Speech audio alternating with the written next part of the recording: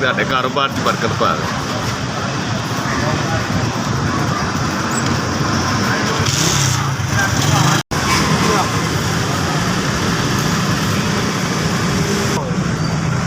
ਇਹਨੂੰ ਜੇਬ 'ਚ ਉਹਦਾ ਤੇਲ ਮੈਨੂੰ ਮਿਲ ਗਿਆ ਭਲਾ ਹੋ।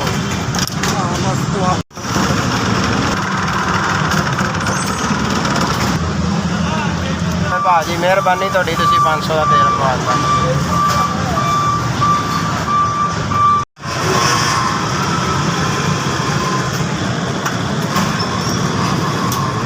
ਮਿਹਰਬਾਨੀ, ਪਾਣੀ ਪੈਸਾ ਤੇਲ ਪਵਾ ਕੇ ਦੇ ਦਿੱਤਾ।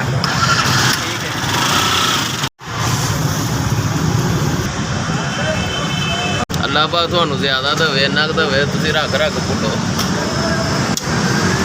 500 ਦਾ ਨਾ ਦੇ।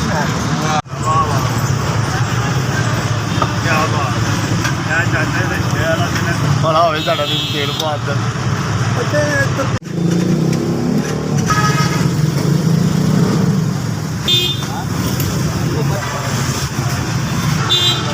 तंदुरुस्ती देवे, सेहत देवे, ईमान देवे, रहमत करे देर पे रब।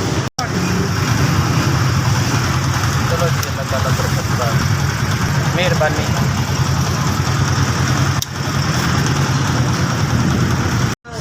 एंट्री 500 ਦਾ ਇਹਨਾਂ ਨੇ ਤੇਲ ਪਵਾ ਦਿੱਤਾ ਤੁਹਾਨੂੰ। ਚਲੀ ਜਨਾਬ ਤੁਹਾਡੀ। 500 ਦੇ ਸੋਚੇ